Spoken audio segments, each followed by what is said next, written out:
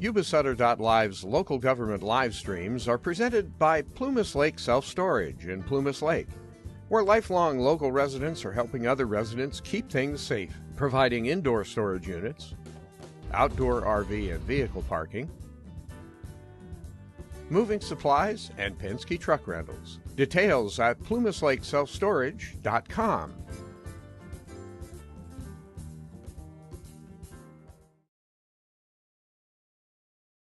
Pick your time to attend the Marysville Peach Festival. It's happening Friday, July 14th and Saturday, July 15th in downtown Marysville.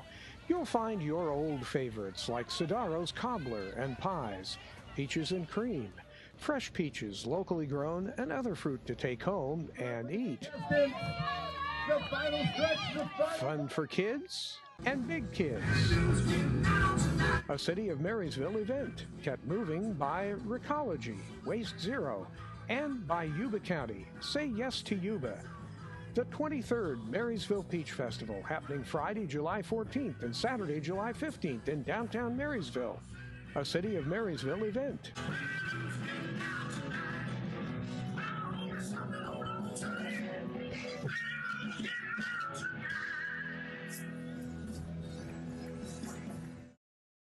Can be enacted in one motion.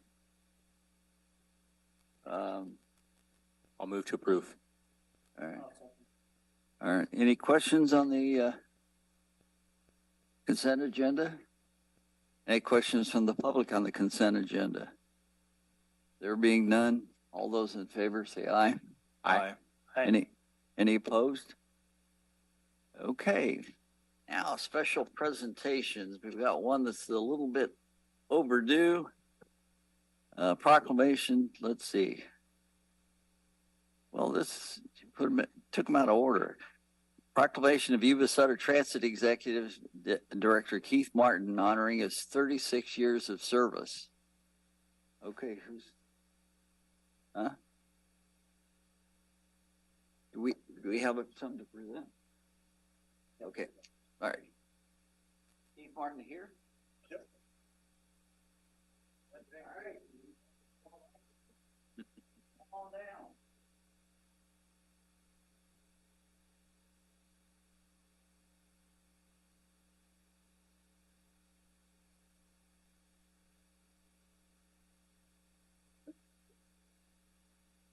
It's a pleasure. County of Yuba Board of Supervisors proclamation honoring Keith Martin. Whereas Keith Martin was assigned in February 1987 to Yuba-Sutter Transit Authority as an interim hub area authority manager by his then employer, Sacramento area SACOG. And on October 1st, 1987 was appointed as the third permanent transit manager, now executive director. And whereas in March of 1988, in addition to his transit duties, Keith was also appointed as administrator of the new Regional Waste Management Authority, a separate joint powers agency, and he continued to serve in that dual capacity until December 2022. You walk on water too? Whereas in his role, Keith was supported the 6-member jurisdictions in permitting the Awesome Road landfill and modernizing the municipal solid waste collection, processing, recycling, and composting programs, including implementation of the 3-cart curbside recycling program in 2001. And whereas under Keith's leadership, the Yuba-Sutter Transit Authority operation grew over time from 16 to 51 revenue vehicles, and from 132,000 to a peak of 1.3 million annual passenger trips. And has assumed the provision of essential transportation services during a flood, a spillway failure, a global pandemic, and many other major community events. And whereas Keith achieved many key accomplishments during his tenure, including but not limited to implementation of the zonal general public dial-a-ride system in 1988, implementation of the Sacramento commuter service in 1990, development of the local fixed route system and the complete rebranding of the agency in 1993. The property in Linda for a new zero-emission transit facility and the securement of over $40 million in regional, state, and federal funds to date for this critical project.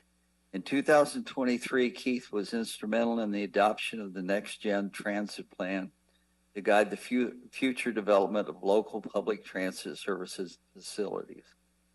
Whereas after more than 36 years of service to the Yuba-Sutter community, Keith retired from Yuba-Sutter Transit Authority effective April 30th, 2023. He continues to serve in an interim capacity to assist in the transition to new leadership. Now, therefore, be it proclaimed, the Yuba County Board of Supervisors recognizes and commends Keith Martin for his nearly 4 decades of exceptional service to the citizens of Yuba and Sutter counties, the Yuba-Sutter Transit Authority, and Regional Waste Management Authority, and wishes him a happy and well-earned retirement. Thank you. Would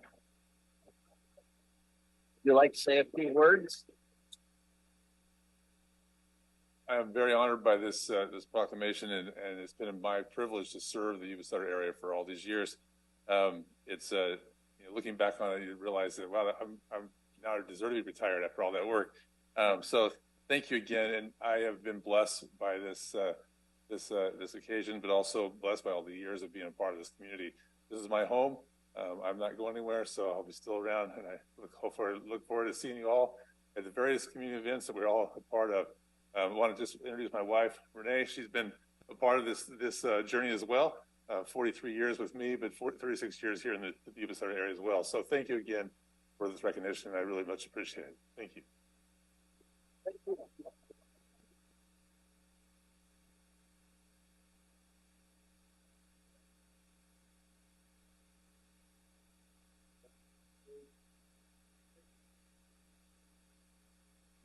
Yeah, right. Hey, Gary. We presented it, but okay. All right, Gary. All right, let me put the glasses on. Well, I'll tell you that Keith's proclamation was so much I had to, made the font real small. Well, you can condense that. Okay, not really. Everybody gets it read. County of Yuba Board of Supervisors proclamation honoring Reserve Deputy Gary Dameron. Whereas Gary, am I pronouncing it right? You are. Okay. Gary Dameron is a lifelong Yuba-Sutter resident and a graduate of Wheatland High School and Yuba Community College. He continues to make his home in Yuba-Sutter area with his wife, Nancy. And whereas Gary served in the United States Air Force, and after his honorable discharge in 1978, he began his career with the state of California. In December 1996, his commitment to public service led him to begin a career with the Yuba County Sheriff's Department as a reserve deputy sheriff. And whereas Gary's commitment to the Sheriff's Department and the people of Yuba County is unparalleled. In 26 years with the Sheriff's Reserve Program, Gary's held many positions, culminating with his promotion to the rank of sergeant. And whereas Gary's value to the Sheriff's Department and his community were never more evident than during the most grave circumstances when natural disasters such as fire or flood struck. Gary's always at the forefront, lending his knowledge and expertise to save others. When the call came in the middle of the night, came to respond to the aid of his fellow officers, Gary always answered the call. And where Gary's personnel file is filled with commendations and recognition that all have common theme, a dedication to helping others. Gary's known and respected as a person of integrity and self-sacrifice. His devotion to public service is inspirational to us all. And whereas Gary leaves us with the utmost respect and gratitude for a career well done, we wish him and the love of his life, Nancy, a happy retirement and a long and wonderful life together. Now, therefore, be it proclaimed, the Yuba County Board of Supervisors hereby commends Reserve Deputy Gary Dameron for 26 years of dedicated service to the citizens of Yuba County and congratulates him on a most honorable retirement. Humble. Thank you very much. Sheriff that I've worked for, Yeah. and we also need to back our law enforcement. Without him, God bless America. Let me, in one of our training areas, I was a reserve too. There was a t-shirt that describes what Gary did. And it says, and it shows people in an alley, a very dark alley, and it says, you wouldn't go in there for $1 million, but a reserve deputy goes in there for $8.50 an hour. That much? Well, that's when I got there. That's when we got the pay raise. So, Way overpaid, Andy. Gary, thank you very much. Thank you very much.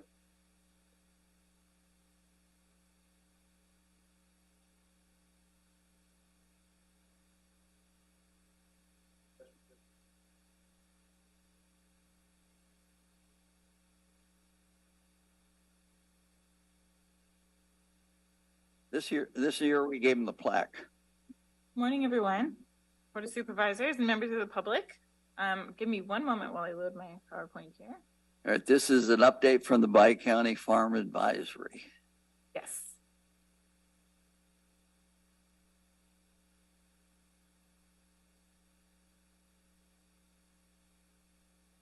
All right. Good morning, as I said. I'm Whitney Brim DeForest. I am the County Director for University of California Cooperative Extension, Sutter Yuba counties. We're also known as Ag Extension and the Farm and 4-H Advisors. And I'm going to give you a little bit of an update about our programs. We've got some of my colleagues here as well, and they'll come up and speak about their programs.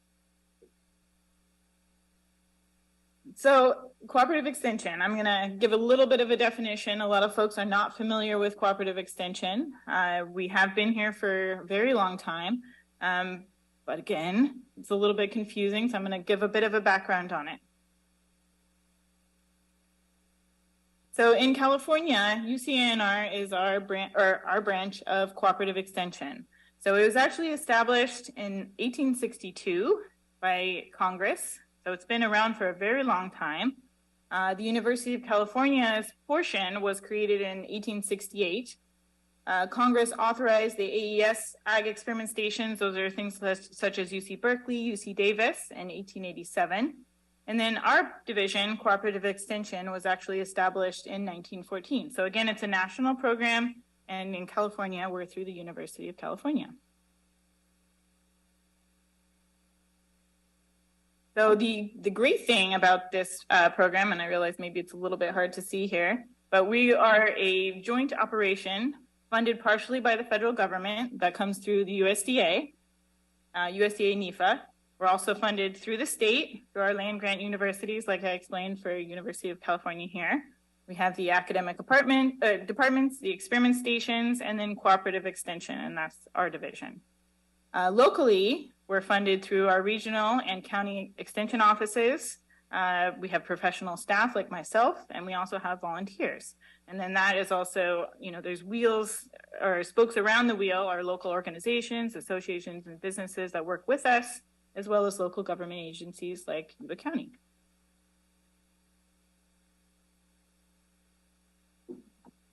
So in California, you can kind of think of us as your friendly local scientists. That's how I think of us.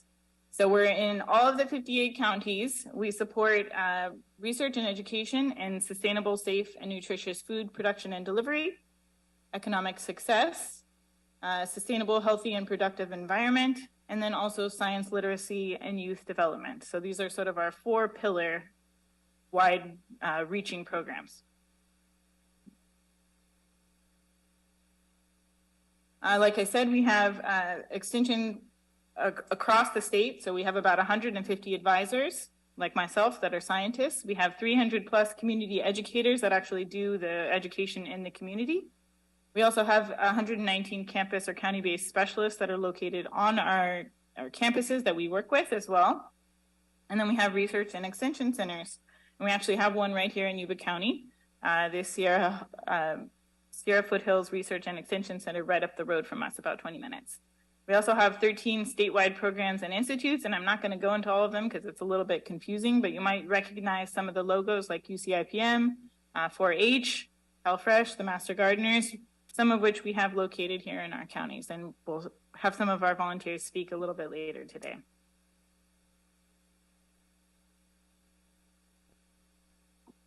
So locally, we've been serving Yuba County for over 100 years, since July 1, 1918.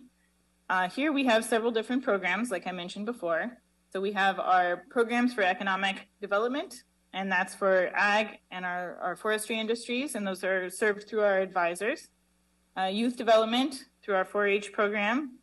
We have a very large volunteer program here in both Sutter and Yuba counties. And then our master gardeners who reach out to the public for home gardening advice and give classes and things as well. And then our CalFresh Healthy Living program, which provides evidence-based nutrition, education, and physical activity classes. And all of these programs are available here in Yuba County. So how are we funded? You might be wondering.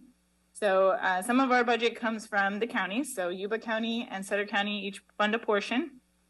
And the split is based on population, land allocation. About 50, 60 years ago is when that split was made. We represent about 0.05% of the Yuba County budget in 2022, 2023. And then we also get a large portion of our funding from the university itself. Some of that comes through grant funding, but we get some from the state, some from federal. And last year it was about 1.9 million. Okay, so we have some project spotlights today, so you don't have to listen to me talk the whole time here. So we're going to start with our CalFresh Healthy Living program. Melissa Usuri will be giving the update on that, and our forestry program with Ricky Satomi. We do have a Camp Ag Venture coming up in the month of July, which we will talk about a little bit as well. And then we'll wrap up with 2 of our volunteers in the 4-H program and the Master Gardener program. So Melissa?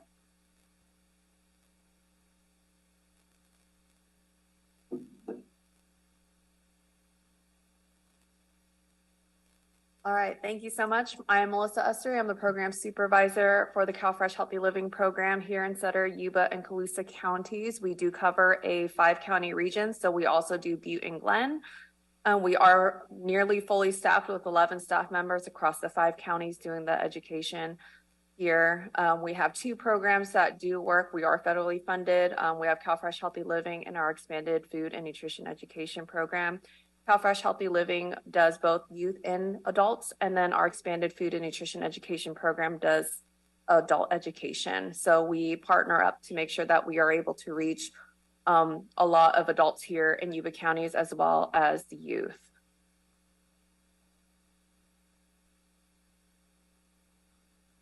Got it. Here in Yuba County, we serve 20 sites. That is both school sites as well as residential sites. So we do work after school programs. We work in all 18 after school programs. Those are the K-8s or K-5s and 6-8s here in Yuba County. So we go all the way out to Yuba-Fair, all the way up to Dobbins and Camptonville to serve those communities as well. So we are working in those after school programs, providing nutrition, gardening, and physical activity education. And we do work in school as well. So we work with a couple schools here in Yuba County.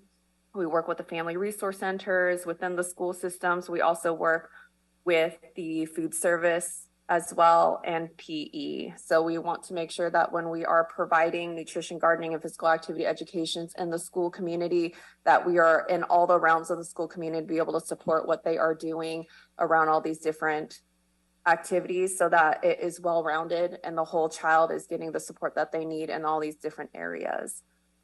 Here in Yuba County, we hit about 2,702 residents.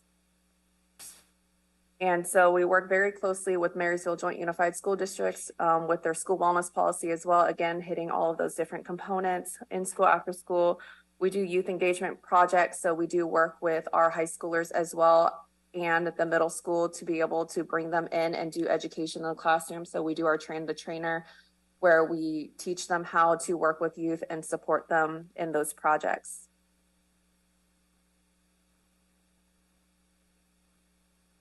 This year, we have really expanded in the Camptonville community as well. So we are in their in-school programming. And then we are working with their 1, 2, 3 Grow and their Twilight School. So really good getting up in that community and providing education up there for the whole community and not just the school like we have been in the past. So that's been really exciting for us and being able to really work there. And then with our adult education, we do provide nutrition and money management resource classes as well. And that is what we do with the CalFresh Healthy Living program here in Yuba County. Yeah.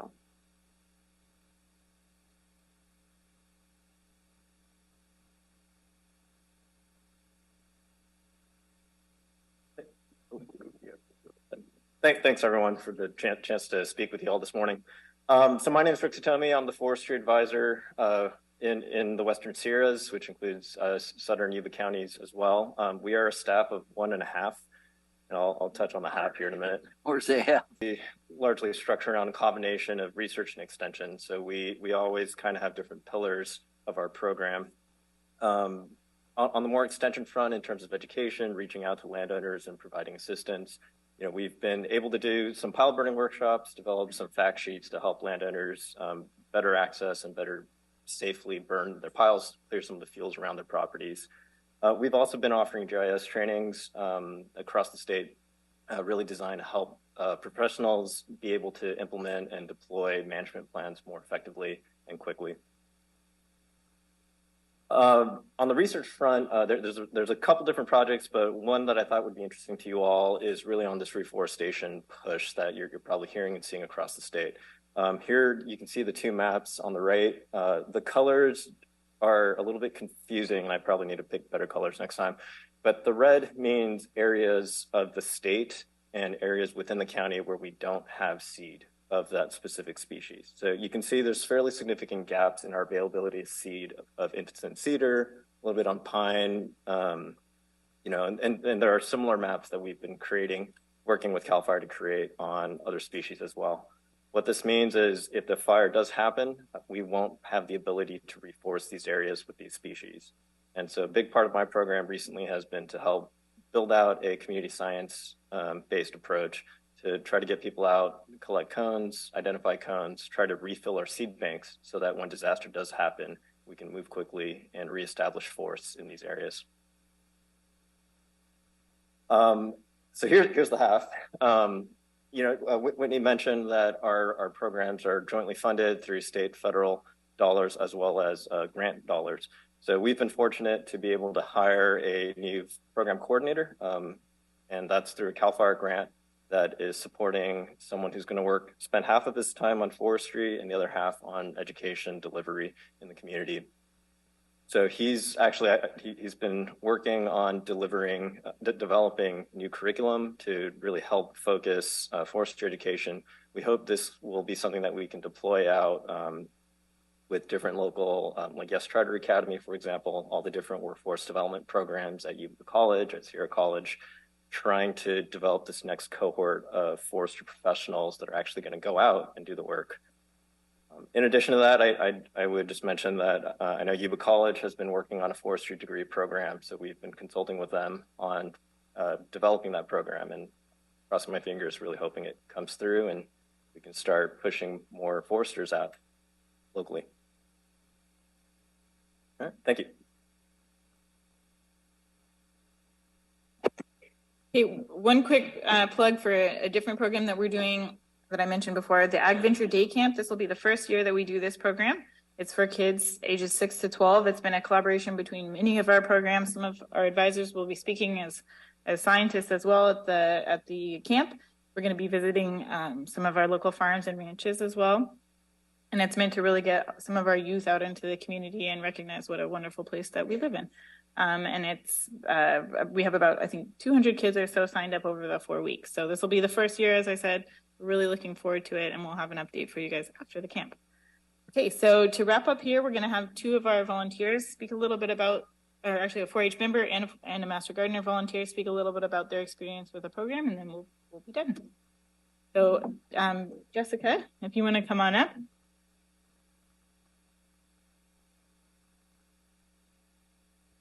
Good morning. First and foremost, I would just like to say thank you for allowing me to have this opportunity to come up and talk to you about the 4-H program.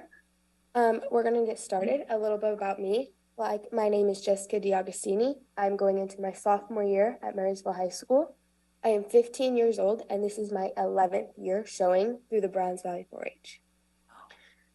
Um, Starting off, Browns Valley 4-H, I started showing when I was 5 years old, and I started showing with everything that I could possibly do. I showed my rabbit, my pygmy goat, I think I showed a year of chicken, and could not wait until I turned 9 years old to where I could officially take a market animal. I have an older sister, Emily Harriman. So she was always older than me, so she was able to show the steers, and she showed market goats and everything before me. So I was always jealous of her. So whenever the time finally came and I was able to show, I was beyond excited. I remember my 9th birthday. That's the only thing I would tell people is I could finally show a market animal, and they're like, "Oh, good for you!" Like confused on what I was talking about. For the past 9 years, when I turned 9, then I could run for office through the Browns Valley 4-H. I started out with the historian, then I moved to treasurer for the 2 years, and then for the past 2 years, I've been the Browns Valley 4-H chapter president, and I plan on running again this year. Being a part of the Browns Valley 4-H has taught me so much and has opened many opportunities, such as community service. I remember being in the back at our local crab feeds at the Lions Club, started out washing dishes and couldn't wait until I turned 9 again to be able to go out and serve our community and just say thank you. There has been so many opportunities and doors, and I've learned so much through, such as public speaking, how to take care of an animal, nutrition, what you have to do to feed your animal, and learning the basics from farm to table. Growing up, I've grown up on a cattle ranch there in Browns Valley, where I'm born and raised. Me and my grandparents own and operate a cattle ranch of about 100, 150 head of cattle. So this opportunity has opened many doors. I would love to further my education at OSU and major in agriculture education and go back into teaching the youth about what agriculture is and why we need it in our lives. I have so many memories from fairs to raising animals, such as, like I've said, turning 9 and being able to show an animal. Me and my sister showed together for the first few years until she got old enough that she couldn't do it.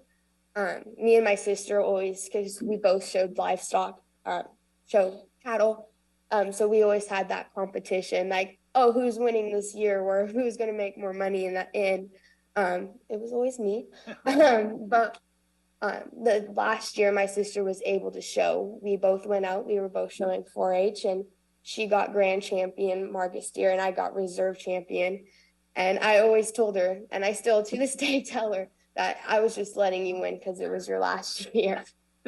So there was always that constant friendly rivalry.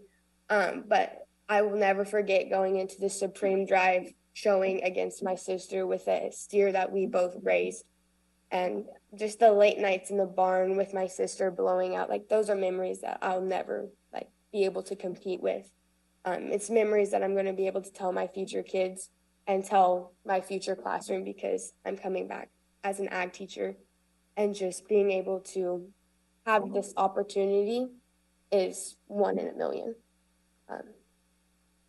And I think last week we were at the county fair and people would come up, oh, why do you do this? Why are you in 4-H? And it's the life lessons. Like, it's not all sunshines and rainbows like people see, but it's a 1 in a lifetime opportunity. And I think everyone should be able to enjoy this as much as I do.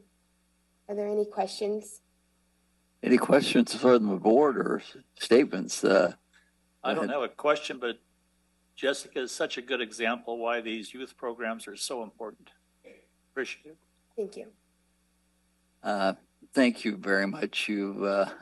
It's interesting to see someone so young, so interested and enthusiastic about things that are available to you. And I would just like to ask you, how could we get more youth involved with it?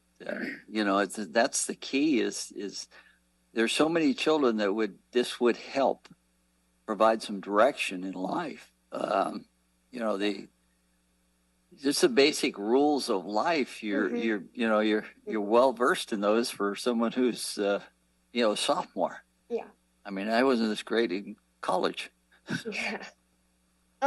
Just getting our youth involved because as I've started high school in my high school career, I didn't realize how many people didn't know the opportunities that they've had to be able to go and show at our county fair because yeah, there's 4-H programs, but you don't really know about it until you get into high school and those FFA programs. And I do my best as our chapter president to really go out and speak. My mom's a preschool teacher, so going and talking in her classrooms and talking at our middle schools and stuff, just getting the word out there and letting them know that you can do it before you get to high school with the 4-H program. So just getting the word out and letting people in our youth know what 4-H is and how you join. Well, I'll offer you a radio station for a half hour. Local radio station, if you'd like to tell some of these children how they can get involved, because I look at you and you've achieved so many things in such a short period of time, and it's given you a sense of direction and just reality in a way that these kids would really probably enjoy. Because the working with animals, there's a love factor that goes back and forth between you and the animal. That's something that really helps kids with problems. So, give me a call. I need your number. Thank you. Any more questions? Any questions? I'll make a statement. You want to give a shout out to your 4-H leader, your beef leader? My mama. Wow. Yeah. My mom, I would not be the showman or anywhere I'm at today without her by my side through it all. Okay. Well, anytime you want to address the Board of Supervisors, please just let us know. We'll put you on the program. And thank you very much for the presentation. Perfect. Thank you so much for having me.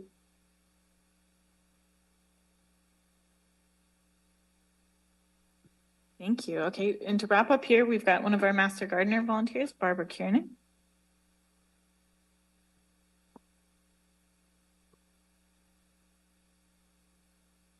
Look at that. The reason I became a Master Gardener, and it has been 26 years, because to me it was rewarding and I enjoyed working with plants and working with people. I became a master composter about 20 years ago, and that also has been rewarding in teaching people how to compost so that they're keeping plastics and bad things out of the soil. And Recology passed out Bill 1383 and 22, so I've upped my composting talks because they have to get the word out, because the compost police are going to start coming around finding people. So we've done a lot that we can to help promote that and keep that going. But it's rewarding to be a composter or a master gardener, especially when people call you or freaking out and they're at their wits' end on what they're going to do with their dying tree or sick plants. This is a little thank you note that I received from the Easter Seals kids. We did stick it up here. We did 2 talks there recently, and we'll probably do several more.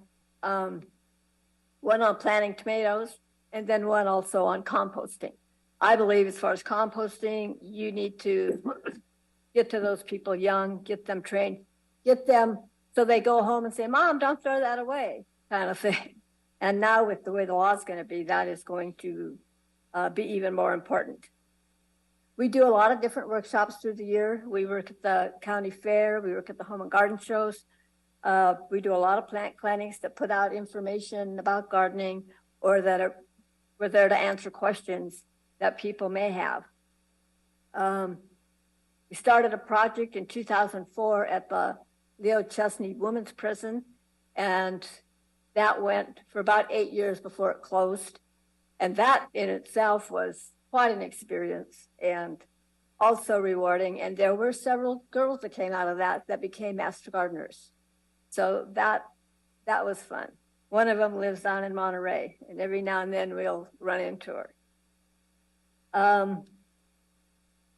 We do a tomato plant sale every year, which is one of our biggest fundraising things. And almost all the master gardeners in our group get involved in that.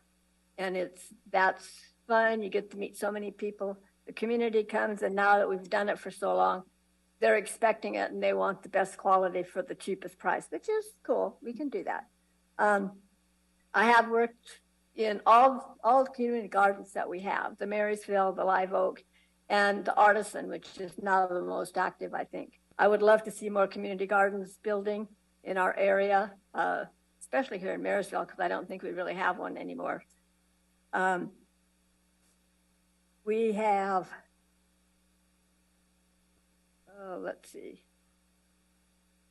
We do workshops. In 2019, I had a total of 19 workshops that year, and then COVID hit, so that all just really got wiped out, and we're getting back up into that kind of level. I think next year we'll probably have that many too. We cover a lot of topics. We have a home gardeners like trade show at the office, the county extension office, and we set up all the different venues of like gardening, roses, composting, how to take care of evergreens, tomatoes, you're growing your own garden, that type of thing. And so there's a group of us there, and the public can come in and go around to each one, like a little mini trade show, really. And that's fun. It's always been a lot of fun. You meet great people, and I've made some really great friends. Anybody have any questions? Any questions? Any questions? The community garden in downtown Marysville, what was the obstacle that caused it to fall into disrepair? That caused what? What's caused it to not be active? Nobody wanted to take the train. They expected us. And we did for over a year. That's our problem. Worldwide problem. And we stayed and tried to. There wasn't anybody. So we tried to hide it. We couldn't keep doing that because it wasn't our job. Very close community. We're there to advise. And we had this great workshop there. It was a lot of fun. It was a great location. And in the beginning, there were a lot of people that were involved. And so the usual model, just so I make sure I understand how it works, is there's one person who directs it. That's usually a volunteer position. And then multiple gardeners in the area have their gardens there. And then you guys just come in for consulting purposes. Is that the model? Set up workshops. Workshops are about gardening, about growing potatoes, about fruit trees. But we'd also be there as an advisory kind of thing. And I was there quite the month after that, about every week. And we were there to answer questions or show them how to do or what they're doing wrong or how can powder and mildew or bugs or whatever. Okay. There was one person that started it that was behind it. And then we got behind them, and there was a whole lot of people. And then I know that there was a lady in Marysville that started up gardening there too. Do a couple of workshops over there. I don't know. Okay, and it's through the city of Marysville, correct? Okay, thank you. There's a project for you there. Seeing you down there. Any other questions or?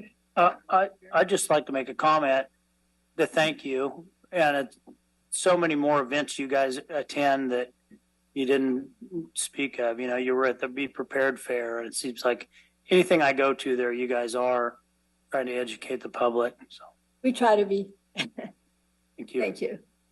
Thank you.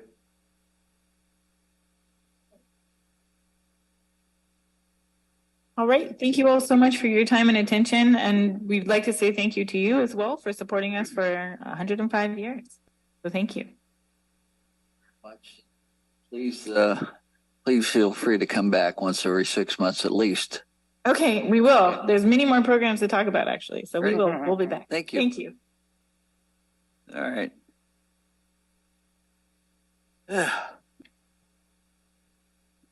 Go back to this public communications. I think do we have any? Okay. Any person may speak about any subject or concern, provided is within the jurisdiction of the Board of Supervisors and is not already on today's agenda. The total amount of time allotted for receiving such public communication shall be limited to a total of 15 minutes, and each individual or group will be limited to no more than 3 minutes. Prior to this time, speakers are requested to fill out a request to speak card and submit it to the clerk of the Board of Supervisors. If you are participating via Zoom and wish to comment, please use the raise hand function or *9 if participating on a phone. Please note, no board action can be taken on comments made under this heading. And through the chair, we have one request to speak card. Okay. Tony Farley.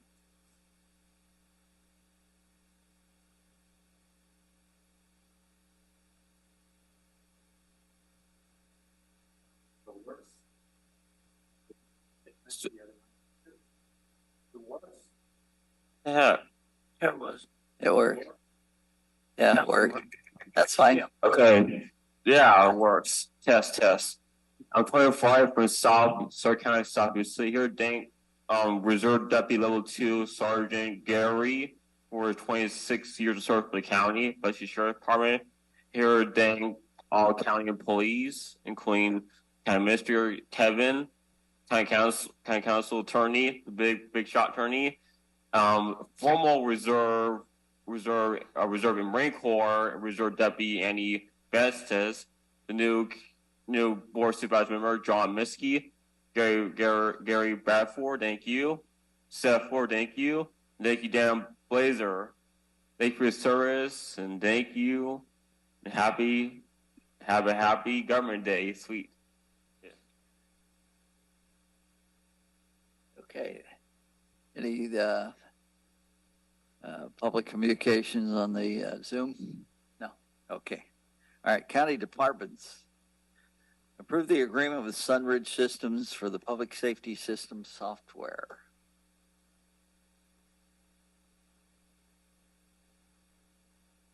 Sure. Mr. Chairman, members of the board, thank you for your time. And the item that I have before you is a request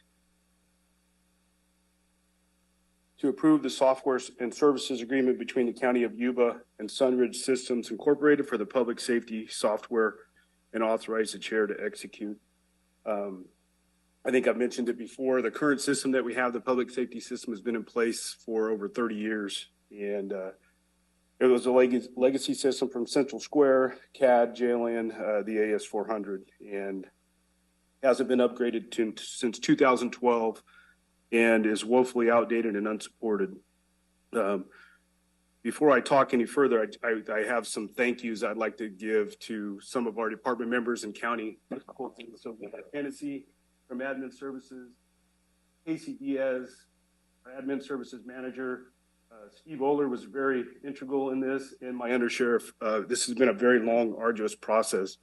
Back in April of last year, this board approved that we released the RFP for the software safety system, and we had 3 very viable candidates, and that was Central Square, Tyler, and Sunridge.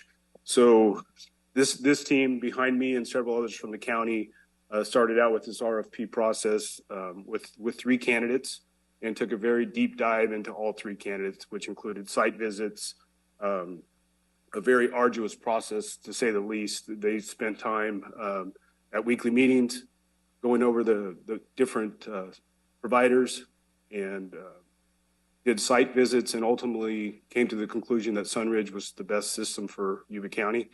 Sunridge is a local. They're out of El Dorado County, so the support that we will get will be, we believe, quick, instantaneous, and very positive.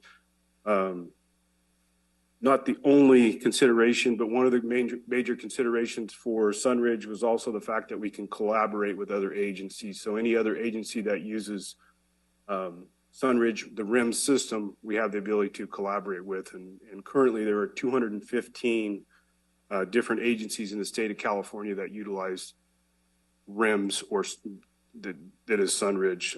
Butte County, Tehama County, Colusa County are all partners that we plan to and will likely collaborate with, which means that we can share our information on reports, on criminals. As you know, they don't know the boundaries of the county line, so we deal with a lot of the same people. So our jail-in system, our report writing system, we can share whatever data we want and whatever they'll allow us to share. So obviously the collaborative efforts are going to be just huge for us. So what we're looking at with this is a complete software system. It's going to be the CAD system or computer-aided dispatch. It will be our jail management system, records management system, and report writing. And it'll interface with some of the current things that we already use. So Lens Lock, which is our body cameras, Core EMR, which is what our medical provider in the jail utilizes. There's a direct interface there. CLETS, which is our law enforcement telecommunication system here in California. E911, Carpel, which is what the courts use and our district attorney uses. GTL, which is our phone system in the jail, communication system with our inmates. And then LiveScan and CopLogic. So the efficiencies that this is going to create for us is I don't know that we could put a monetary value on it. It's going to probably change the way that our dispatchers dispatch our law enforcement and fire personnel, all first responders. But I think it will be a game changer in regards to the efforts by our people. So for instance, when one of our deputies makes an arrest in the jail and they start that call, the information from the call is auto-populated to our jail. So all the information and data that's input in the field is auto-populated in the jail, saving just data entry time. So it's pretty amazing, the technology that has advanced over the past 30 years, obviously. So I think there are going to be efficiencies here that we don't even realize yet. So with the team behind me and the information that they have, if you have any questions, I'm sure that that we can answer them all. This is Measure K funded, so and the total cost is roughly $2,079,000. So it is not a small ask, but I think the efficiencies that it will create, if it lasts for 30 years like our last one has, that's less than $70,000 a year. So we can only hope that it lasts that long. I'm sure I've missed a lot of key technical components here, but the bottom line is that this is something that we need. I've been told for the last 2 years that if the AS400 goes down, we might not get it back. So we lose a lot of 30 years of information. So I think it's imperative that we move forward. It's been a long process, and it's going to continue to be a long process as we migrate the data to the new software system and change over to this new system. But our staff is excited, and I think the efficiencies that it will create in the long run are probably going to save the county of Yuba money. So with I'll answer any questions that you may have, and my staff in the back can answer anything that you may have as well. And again, I appreciate them and what they've done, and the heavy lifting was done by those people in the back. Any questions of the board? Just one. The school's notification system, does that somehow tie to this or not? No, that's totally different. So that's a catapult system. It's a standalone system that is utilized by Marysville Joint, and they push out essentially text messages and emails to us. I don't believe there's an interface here. We could certainly talk to Sunridge about that, but I don't know that it would gain us any value because we get those texts right to our phone. Yeah, it works pretty smoothly now, right? Yeah. Any further questions? No. I have a question. What's the expected conversion time? Oh, well, I think realistically, we're looking at about a year and a half, probably, with all the data migration. And once we get the contract signed, we'll actually get on the calendar with Sunridge, and we'll have a better understanding of when that's going to occur. You know, I was talking to the sheriff of Siskiyou County. They just signed a contract. So unfortunately, we're behind the line with them. So we'll get on the calendar with Sunridge, but the data migration alone is just going to be a very long and tedious process. Well, it's difficult to ask the Hmongs to go from the Stone Age to current times now with computers, especially quick as they've advanced. All right, any questions from the public on this? All right, thank you very much, and I'll entertain a motion. I'll second. We have a motion and a second. Any further comments from the public? Any further comments from the board? All those in favor say aye. Aye. Any opposed? Great. Thank you. Good luck, Sheriff. All right, item 317, County Administrator approve amendment number 4 to agreement with the Yuba Water Agency for a 12-month cash flow loan in the amount of $9 million to prepay. Isn't this exciting? We get to do this. You know, Marysville wanted to do this too, but they couldn't do it. Thank you, Chair. Sean Powers, Assistant County Administrator. Before your board today would be hopefully our 6th iteration at actually doing this, where we actually borrow money from our fellow agency at the water agency to help pay for our PERS obligation. With your annual PERS payment, you can do it 2 ways. You can pay the entire 12-month portion in July, get a little discount for that, or you can pay it monthly throughout the year with then showing up with PERS in June. We do have the fortunate opportunity to borrow money from the water agency. We do reimburse them for the interest on that when we do. The discount with PERS is 3.5%. We project we're going to borrow from the water agency at about 1.2%. So that's a good deal for us. There is an upside for the business decision on the county. On top of this, I'm very pleased to report we are borrowing a lower amount than we've ever borrowed before because through the budget process, your board made contributions to funding this on our own, and we hope to do that through continual budget processes and borrowing less and less, where we finally get to do this on our own without having to need to borrow the money. That will help our interest earnings when that money sits there ready to make that payment. And about 80% of the agencies in the state of California with PERS usually do this on their own through some financing mechanism. So hopefully we can still take advantage of that. Before the interest expense, just paying the prepayment in July saves the county $460,000. So it is significant savings to the county with this proposal. With that, I would entertain any questions from the board. The board, any questions from the board? Any questions from the public? We'll bring them back to the board for a moment. I'll second. We have a motion and a second. All those in favor say aye. Aye. Aye. Any opposed? Thank you very much. Item of public interest, Community Development Services make a finding of public convenience or necessity for a Type 42 ABC license for Frenchtown. And Charles Sharp is not in the house, but we'll pass it anyway. Good morning, Tony Perkins, Community Development. New County Community Development received an application from Charles Sharp on behalf of Frenchtown Inn for a Type 42 ABC license for your board to make a finding of convenience or necessity. The Frenchtown Inn is located at 9858 Frenchtown Road, APN 060-230-024 in the community of Oregon House. Right now, the Frenchtown Inn operates as an Airbnb. They also have a use permit that allows them to operate as an event center. And they, I believe, received the first admin use permit in the county to operate a wine bar way back in 2015 or 16. So this ABC license would complete that process.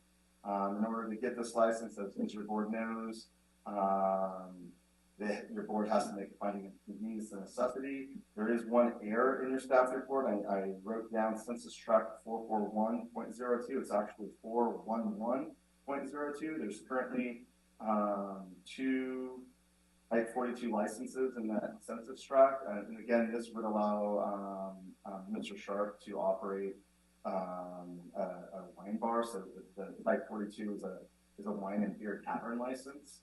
So, I do want to apologize for that. Right now, for that error on census tract, there are 2 existing businesses that have this license, this would be the third in that census tract. Mr. Sharp did provide a couple of justifications why this would be beneficial to the fifth district. One is this, you know, right now he operates a hospitality business. It's food and wine, food and shelter and hotel sheltering. And this is a natural extension of those businesses, and also this would help spur economic activity in our foothill region. We're here to answer questions. Charles is here as well if you guys have any questions for him. You know, considering the investment he's made, I'd like to at least allow Charles to come up and speak about his establishment. It's not often we get investments up in the foothills. And I'd like to thank him for that. So, and maybe he can answer some questions you might have, Board. Shocked, Charles, aren't you? Good morning, Charles Sharp, and the proponent for this Type 42 license, I think. Do you have any questions, anybody? Well, no, I just wanted to thank you for investing your money up in the foothills. I am investing a lot in the foothills and trying to, you know, promote it, and I hope to see all of you there someday, coming and enjoying the place and the wine and the ambience and all the other things that the foothills have to offer. So, okay. Thank you. All right. Charles. All right. No questions from the board? Any questions from the public? We'll bring it back to the board for a motion. I'll make a motion to approve. One second. Just we have to make a finding of. Make sure that you write to make the finding. I make a motion finding a need for public convenience or necessity, and with the changes that you did mention. Okay. Second part about convenience. I don't know about necessity. You want a roll call on this? Okay, roll call vote, please. Supervisor Vasquez. Yes. Supervisor Blazer. Yes. Supervisor Fuhrer. Yes. Supervisor Bradford. Yes. Supervisor Messick. Yes. Motion passes. Thank you. Thanks, Kevin. Ordinances and public hearings. If you challenge in court the action or decision of the Yuba County Board of Supervisors regarding a zoning, planning, land use, or environmental protection matter made at any hearing described in this notice, you may be limited to raising only those issues you or someone else raised at such hearing, or in written correspondence delivered to the Yuba County Board of Supervisors at or prior to such hearing. Public comments will be limited to 3 minutes per individual or group. All right, we'll open the public hearing. You're on, Mike. The GHER Builders Incorporated is the developer of the Riverside Meadows project, and that's located essentially surrounding the Riverside Meadows Intermediate School. It's west of State Highway 70, east of River Oak Boulevard, south of the Cobblestone Project, and north of the Boulevard.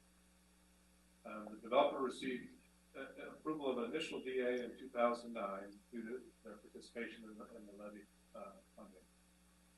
Due to the recession in the late 2000s, early 2010s, it's a fairly large project, and that recession kind of, as we all know, tempered things down a bit, so they didn't get through their full development before, and we're approaching the end of the existing development agreement. So the applicant has requested a 15-year extension on that for their final 2 phases of the project. Section 65864 of the Government Code authorizes local governments to enter into development agreements with applicants for development projects. So essentially, the applicant will get surety of being able to develop their project under existing conditions of approval for the duration of the development agreement, in this case 15 years. And in return, the county will get various monetary and or infrastructure improvements. In particular, for this project, developer is proposing to construct the bike path along the eastern edge of the entire Riverside Meadows project, along the west side of the Algodon Canal. And then that path will have two tie-ins into two of the cul-de-sacs of their project. And ultimately, the path will extend further north and south between Federal Boulevard and Plumas Lake Boulevard. Additionally, the developer is going to pay an in lieu fee of $150,000 into the Public Works Trust account for the Public Works Department to maintain the drainage channel between this project and the cobblestone project, and that money will go into trust and help the Public Works Department maintain that drainage area for years to come. And then finally, or additionally, developer is paying a $15,000 in lieu fee into the planning department trust, planning department operating trust. This item was heard before the planning commission and was approved with a 5-0 vote. And now we're here for your board today for requesting final approval of the development agreement and adopting the ordinance. Is there anyone here from the developer? Yes. Would you like to speak? Let us know.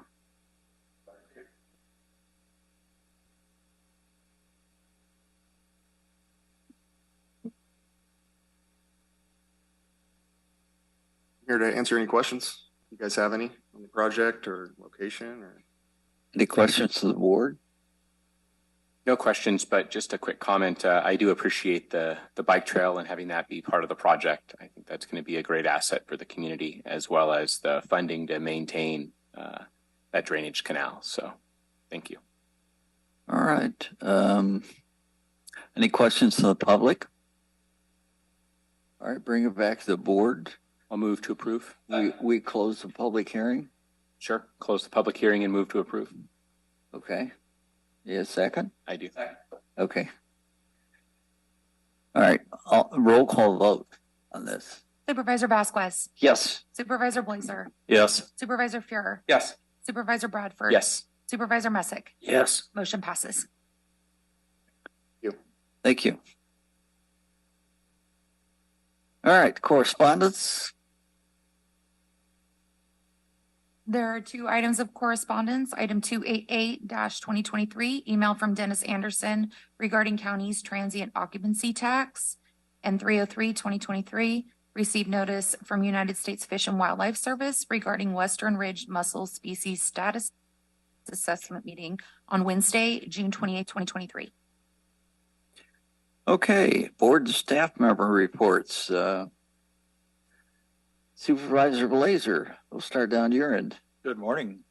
Most of us attended the opening of the fair and the presentation of scholarships to, I think, primarily future farmers. But it's another great example of these youth programs and the quality that we're developing on these kids. It was really encouraging. Also attended the Agency on Aging day-long strategic planning meeting in Sacramento. And we got to hear a good presentation from Sutter County at the Business Connection breakfast that the Chamber put on last week. That's it. Seth? In regards to the email on the transient occupancy tax, I thought it was an interesting email. I'm curious if we're going to be taking a position on it. It seems like it targets Airbnbs specifically, and I was curious if we could get like a report back in regards to the legislation that the email was concerning. I think that would be appropriate if we could just have a short presentation from staff on that. As far as my background, last week I also attended the fair. I had the honor of being a judge of some of the best brisket I've ever tasted. Luckily, the other people unfortunately did not appreciate it, and he only came in third, but there was a great attempt. As far as this coming week, Orville Zoom, happy 4th of July in advance for everyone. And I'll be in the forests along the coast cleaning up pine cones and things to reduce fire danger all up along the redwoods as my civic duty. All right. Well, bring us back a sample of the pine cones, you know. All right. Gary.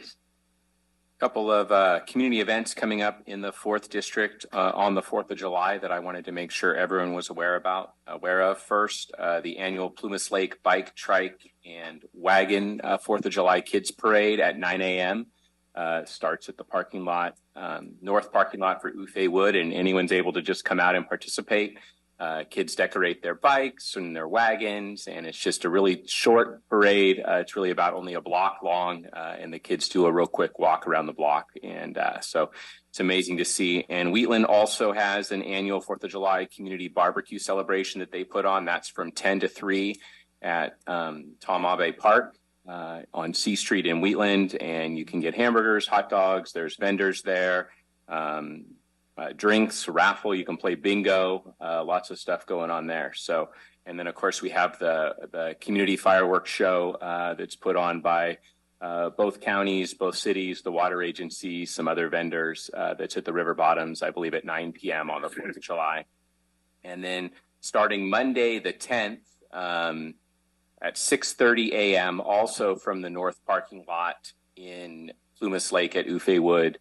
I'm partnering with Blue Zones to do a walking moai for the Plumas Lake community. So if you're in the Plumas Lake area and you want to walk for about 45 minutes or an hour every Monday at 6:30 a.m., then come on out to the north parking lot at Ufe Wood and go for a walk. Okay.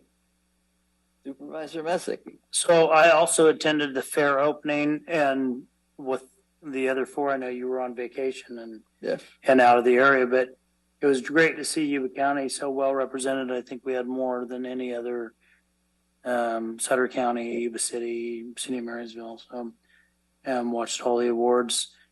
I unfortunately picked bad judges for the brisket cook-off and came in 3rd place. So maybe asking one of you guys to judge next year for the brisket cook-off. But I survived the fair. Good. Been there a week. Saw Kevin there many times. So. All right. Long week. Perfect weather for them. Well, yeah, as I was away. I missed the fair for the first time in years, and I went through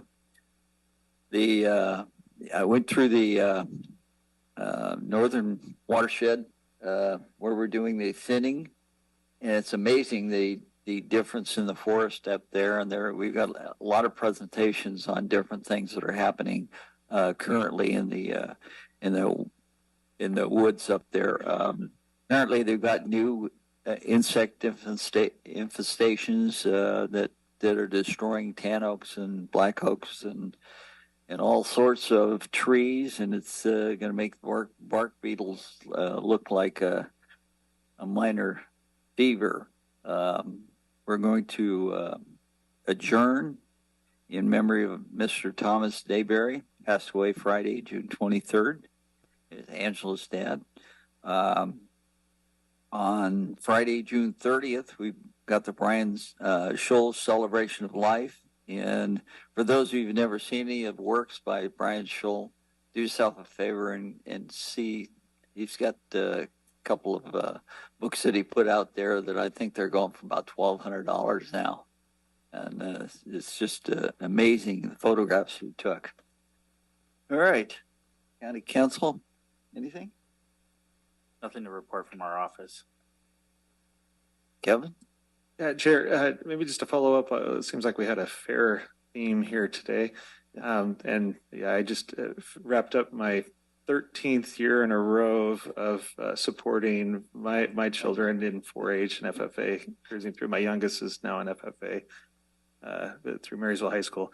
But just to give some perspective, there was just over 500 animals auctioned off by the youth in our Yuba-Sutter area that raised, those animals and then sold them at auction. And I think the gross, correct me if I'm wrong, John, I think it was around $1.4 million this year. I think it was the highest to date. So there's a lot of support in the Yuba-Sutter area for these youth, through that auction process. And frankly, the Yuba-Sutter Fair in general, there was a lot of activities there. It might be something that if the board's interested, we could reach out and see if the fair wanted to make a presentation at a future board meeting on the activities related to the fair this past year and maybe what they're looking forward to for the coming year. Well, I have to make another comment is that Yuba County has done so many wonderful things with the, we've done so much with so little so often that we pretty much do everything with nothing. But we have a staff that is unbelievably efficient and makes the board look good. And as a community as a whole, I see all these complaints of little things. We've got a great neighborhood. We've got a great county. We've got a great working relationship with builders, and we've been growing at a rapid pace. And I just am proud to be part of the process here.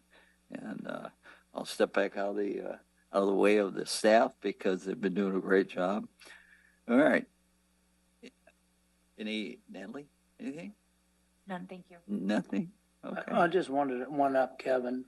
Okay. My oldest daughter's 35, so this is my 27th year camping at the fair and taking animals there. So, well, you know, the FFA, I've never realized how much they did for the youth of our community, and seeing this young lady so enthusiastic about life in our county is really a plus, and it definitely shows that whatever you're doing out there, staff, you're doing a great job. Right. I might have missed it, but did we talk about the fireworks show? Briefly, but you can mention it some more. Kevin maybe knows more about it. My button down here. There we go. Now it finally turned on. So as a reminder to the board, that fireworks show that's in, Marysville is hosting it in the river bottoms, but it was supported by the Yuba County, Sutter County, Yuba Water Agency, and the city of Yuba City as well. So the board earlier this year approved an $8,000 contribution on behalf of the county to that fireworks show. Would you define river bottoms? Because you may get in the wrong section of the river bottoms. Yes, I guess you get mugged. Near the pavilion soccer fields that down there. All right. So Supervisor Blazer, is that what you were after? Or okay, good. And I believe. Yeah, they no longer host it at Ellis Lake. Years ago that used to be the. Well, it's they'll clean that up some year, some century. It's been closed for 30 years that I know of. All right, we have closed session as defined in the agenda, so I won't read all that. Boy, that's a neat way of doing things now. But we'll take a 5-minute break here for the board. And thank you very much for sitting through everything. Yuba-Sutter.live's local government live streams are presented by Plumas Lake Self Storage in Plumas Lake, where lifelong local residents are helping other residents keep things safe, providing indoor storage units, outdoor RV and vehicle parking, moving supplies, and Penske truck rentals. Details at plumaslakeselfstorage.com.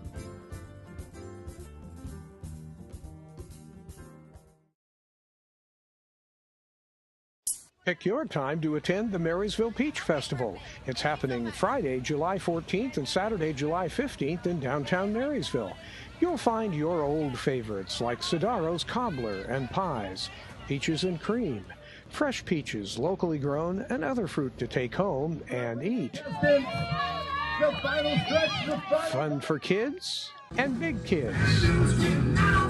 A City of Marysville event kept moving by Recology, Waste Zero, and by Yuba County. Say yes to Yuba. The 23rd Marysville Peach Festival happening Friday, July 14th and Saturday, July 15th in downtown Marysville. A City of Marysville event.